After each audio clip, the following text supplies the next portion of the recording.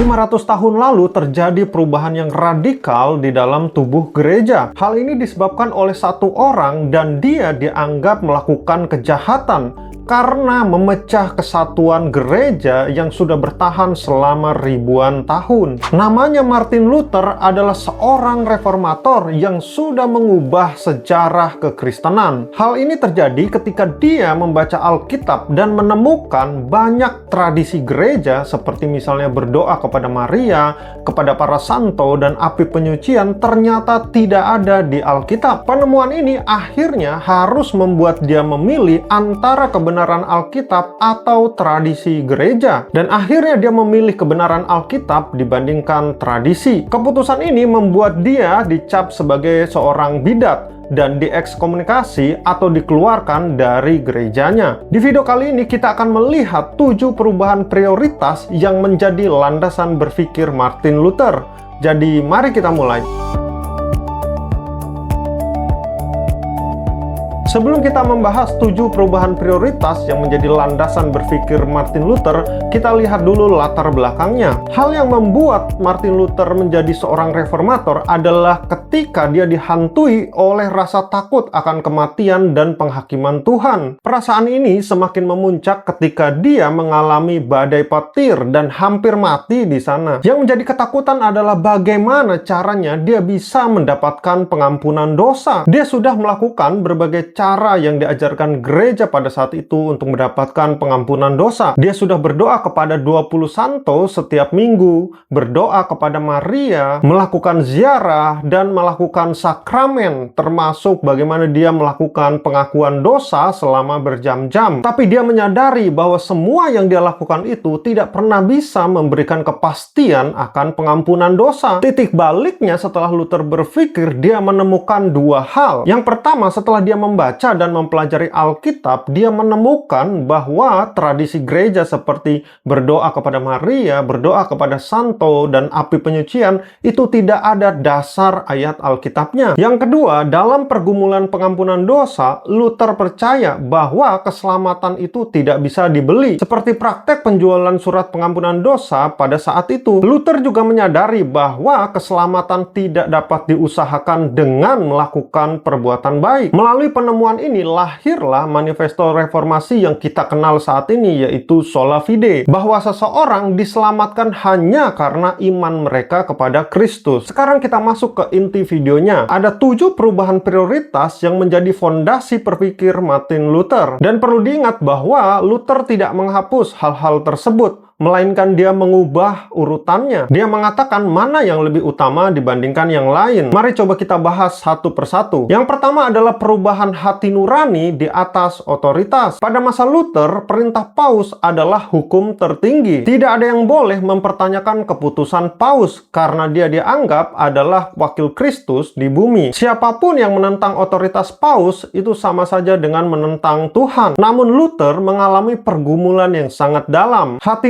nuraninya yang dibentuk oleh firman itu bertentangan dengan otoritas gereja pada saat itu. Dan ketika dia dihadapkan di sidang Diet of Worms tahun 1521, dia mengatakan, hati nurani saya tertawan dengan firman Allah. Bagi Luther, hati nurani yang diterangi oleh firman itu jauh lebih utama dibandingkan perintah otoritas manapun, bahkan termasuk otoritas paus. Perubahan yang kedua adalah kebenaran di atas persatuan. Salah satu senjata paling ampuh untuk menekan Martin Luther adalah argumen persatuan gereja. Selama lebih dari 1000 tahun, gereja barat ini bersatu di bawah satu kepemimpinan, dan Luther dituduh memecah belah kesatuan itu. Tapi Luther menolak mengorbankan kebenaran demi menjaga persatuan yang palsu. Bagi Luther, persatuan yang dibangun di atas dasar kesalahan bukanlah kesatuan yang sejati. Luther lebih memilih berdiri sendiri di atas kebenaran Alkitab daripada bersatu dalam kesesatan bersama jutaan orang. Ini bukan berarti Luther anti persatuan, bahkan dia sangat menginginkan persatuan gereja. Tapi persatuan yang sejati hanya bisa dibangun di atas fondasi kebenaran Alkitab, bukan di atas kompromi. Perubahan yang ketiga, Alkitab di atas tradisi. Sebelum reformasi, tradisi gereja memiliki otoritas yang setara atau bahkan lebih tinggi dari Alkitab. Keputusan konsili, dekret paus, dan tradisi gereja yang sudah berlangsung berabad-abad itu dianggap sama sakralnya dengan kitab suci. Luther membalikkan urutan ini. Alkitab adalah otoritas tertinggi dan final. Segala tradisi, ajaran, dan keputusan gereja harus diuji berdasarkan Alkitab. Jika tradisi tidak sesuai dengan Alkitab, maka tradisinya lah yang harus dikoreksi,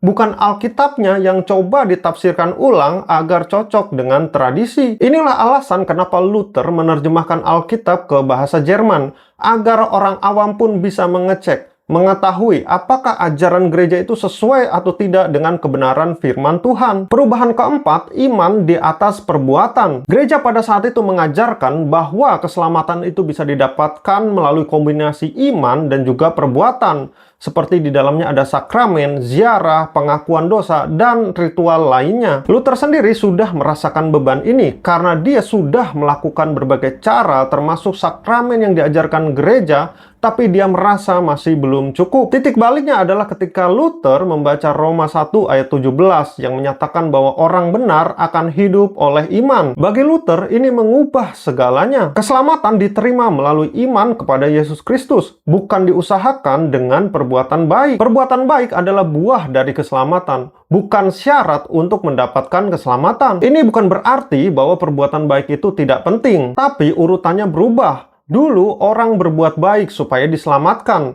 tetapi sekarang orang berbuat baik karena telah diselamatkan. Perubahan kelima adalah kasih karunia di atas sakramen. Pada masa Luther, sakramen dianggap sebagai saluran utama kasih karunia Allah. Gereja Katolik mengajarkan ada 7 sakramen, dan tanpa 7 sakramen ini, seseorang tidak bisa mendapatkan kasih karunia Allah secara penuh. Ini membuat gereja menjadi penjaga gerbang keselamatan. Jika kamu mau kasih karunia Allah, maka kamu harus datang ke gereja, bertemu dengan iman, dan menerima sakramen. Luther tidak menghapus sakramen sepenuhnya, tetapi dia mengubah urutannya. Kasih karunia Allah diterima bukan melalui sakramen. Sakramen adalah tanda dan peneguhan atas kasih karunia yang sudah diberikan oleh Allah, bukan merupakan alat untuk mendapatkannya. Dia menegaskan bahwa tanpa iman, sakramen tidak bisa memiliki kuasa apa-apa. Kasih karunia Allah mengalir bebas melalui iman, bukan dimonopoli melalui ritual gerejawi. Luther juga mengurangi jumlah sakramen dari 7 menjadi 2, yaitu baptisan dan perjamuan kudus.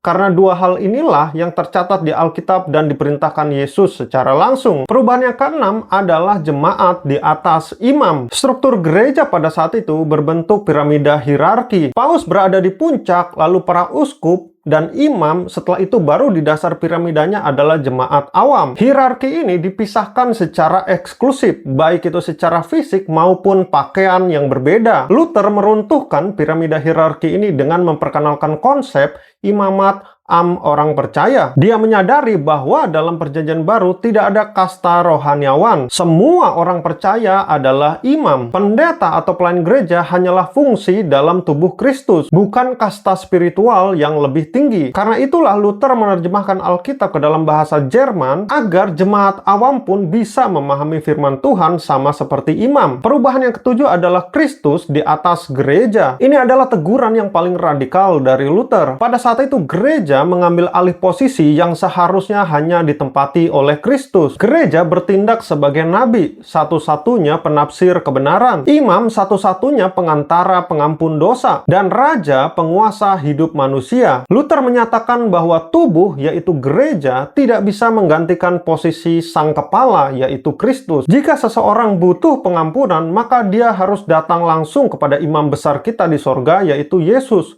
bukan melalui bilik pengampunan dosa bentukan manusia. Gereja mengklaim bahwa Paus adalah wakil Kristus atau Vicar of Christ di bumi. Tetapi Luther menjawab berdasarkan Alkitab, satu-satunya wakil Kristus di bumi ini adalah Roh Kudus. Itulah 7 perubahan prioritas Martin Luther. Perhatikan bahwa Luther tidak sama sekali menghapus keseluruhannya. Yang dia lakukan adalah mengubah urutannya, mengutamakan mana yang lebih utama. Dan perubahan prioritas inilah yang akhirnya mengguncang dunia. Awalnya ketika Luther memaku 95 tesis pada tahun 1517, dia hanya berusaha untuk membersihkan gereja dari praktek penyalahgunaan otoritas, seperti misalnya penjualan surat pengampunan dosa. Pada saat itu, dia tidak pernah berniat untuk keluar dari gereja Katolik. Tapi justru karena kritiknya semakin keras, akhirnya dia menerima surat ekskomunikasi dari Paus. Pada tanggal 10 Desember 1920, Luther menyalakan api unggun dan dia membakar 3 dokumen. Yang pertama adalah surat ekskomunikasi dari Paus, merupakan surat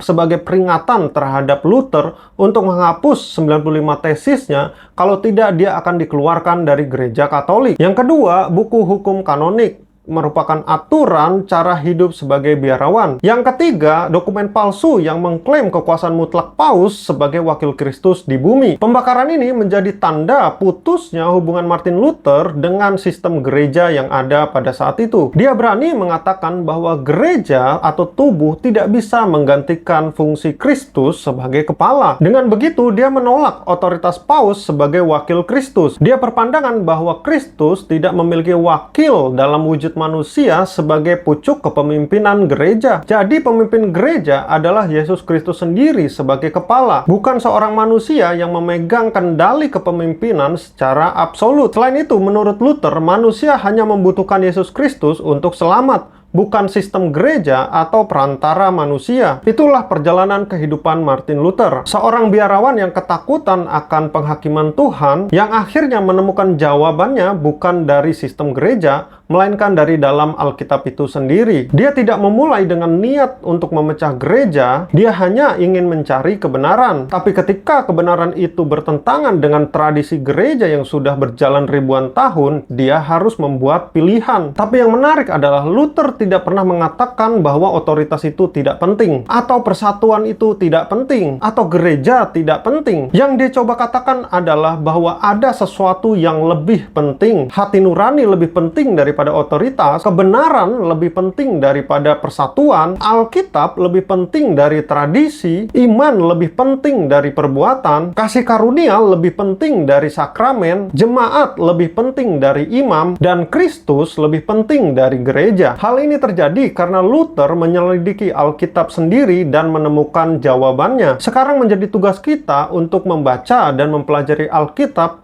untuk menemukan apakah praktek dan pengajaran gereja itu sesuai dengan kitab suci atau tidak. Jika kamu punya pandangan lain mengenai Martin Luther, silahkan tulis di kolom komentar ya. Terima kasih sudah menonton sampai habis. Sampai ketemu di video berikutnya dan Tuhan Yesus memberkati.